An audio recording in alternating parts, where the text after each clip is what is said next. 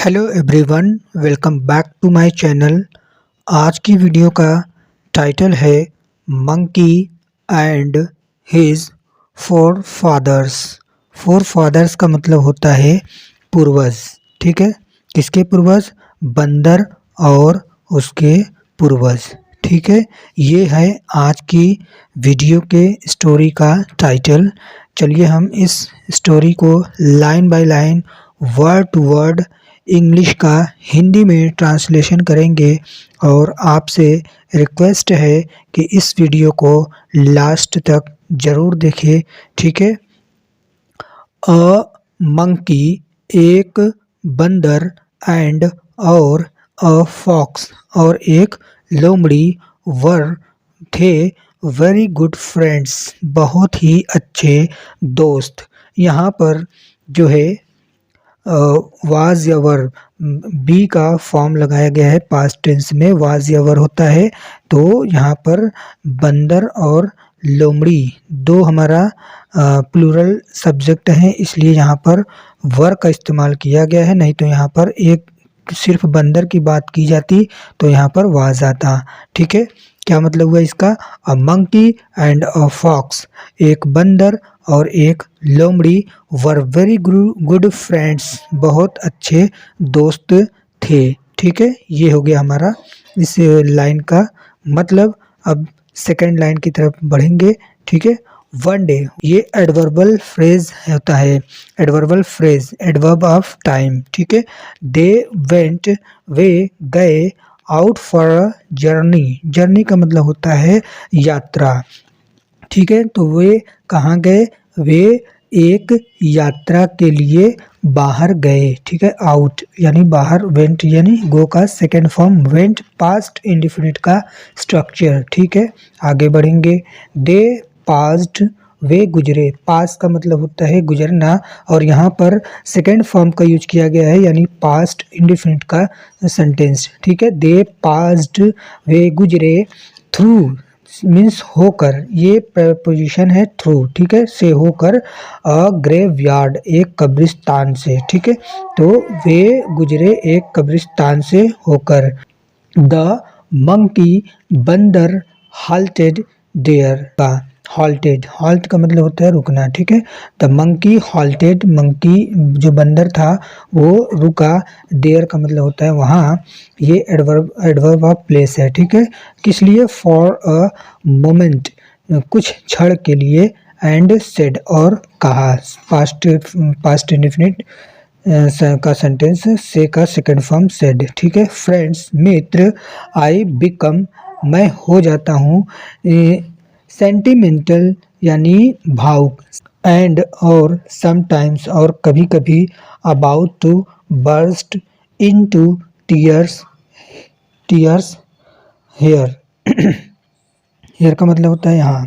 ठीक है, तो क्या मतलब हुआ इसका कि आई बिकम, मैं हो जाता हूँ, सेंटिमेंटल भावुक, एंड और समटाइम्स कभी कभी, अबाउट टू बर्स्ट और कभी कभी रोने ही वाला हो जाता हूँ। ठीक है, यहाँ बर्स्ट इनटू टीयर्स का मतलब होता है, ये एक फ्रेज है यानी आंसू निकल ही पड़ने वाला। ठीक है, आई डोंट नो, मैं नहीं जानता। ठीक है, प्रेजेंट इंडिफिनिट का नेगेटिव का स्ट्रक्चर यहाँ पर यूज किया गया है, डू या डस के साथ नॉट का इस्तेमाल। ठीक है, आई डोंट नो, मैं नहीं जानता, हाउ मेनी पीपल, कितने सारे लोग, आर लेइंग, लेटे हुए हैं। ठीक है, यहाँ पर प्रेजेंट कॉन्टिन्यूअस का स्ट्रक्चर यूज किया गया है। आई डोंट नो, मैं नहीं जानता, हाउ मेनी पीपल, कितने सारे लोग, आर लेइंग, लेटे हुए हैं। यहाँ पर प्रेजेंट कंटिन्यूअस का स्ट्रक्चर यूज किया गया है, इज एम आर के साथ वर्ब में आईएनजी फॉर्म लगाया जाता है प्रेजेंट कंटिन्यूअस के स्ट्रक्चर में। ठीक है, बिलो यानी नीचे, द ग्रेव्स यानी कब्र के। ठीक है, कब्रों के नीचे कितने सारे लोग लेटे हुए हैं, मैं नहीं जानता।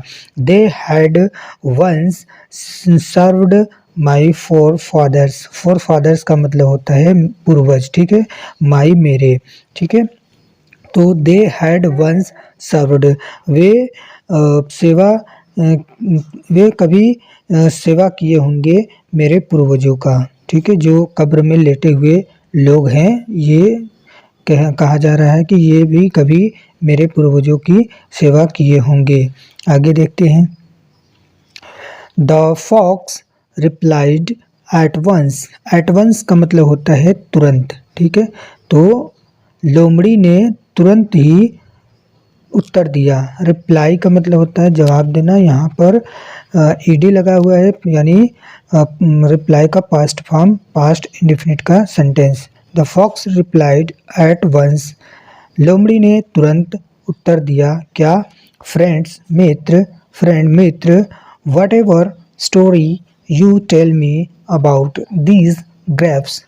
अब जो लोमड़ी है वो कह रहा है कि वट एवर, जो भी स्टोरी यू टेल, तुम बताते हो, मी, मुझसे, अबाउट दिस ग्रेप्स, इन कब्रों के बारे में, आई हैव टू बिलीव, मुझे विश्वास करना ही पड़ेगा। ठीक है, यू, तुम पर।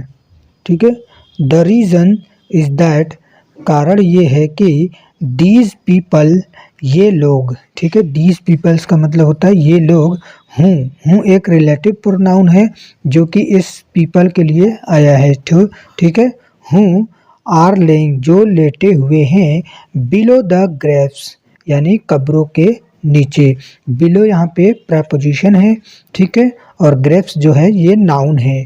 ठीक, will not rise to tell me the truth, ये उठ नहीं सकते मुझे सच्चाई बताने के लिए। ठीक है, इजंट इट, इजंट इट यानी ठीक है, यानी ऐसा ही है ना, है ना, ये इस तरह का सेंस निकलता है। इजंट इट का मतलब होता है ना। ठीक है, कन्फर्मेशन के लिए ये सेंटेंस यूज किया जाता है। ठीक, अब इस स्टोरी का मोरल क्या है? मोरल है being quick witted is a good talent. Talent का मतलब होता है गुण या प्रतिभा। ठीक है, खुसूसियत, खासियत। ठीक है, being quick witted is a good talent, तीव्र बुद्धि होना एक अच्छी प्रतिभा है। ठीक है, बीइंग क्विक विटेड यानी तीव्र बुद्धि होना, इज है अ गुड टैलेंट, एक अच्छी जो है प्रतिभा। ठीक, ये थी आज की स्टोरी का ट्रांसलेशन।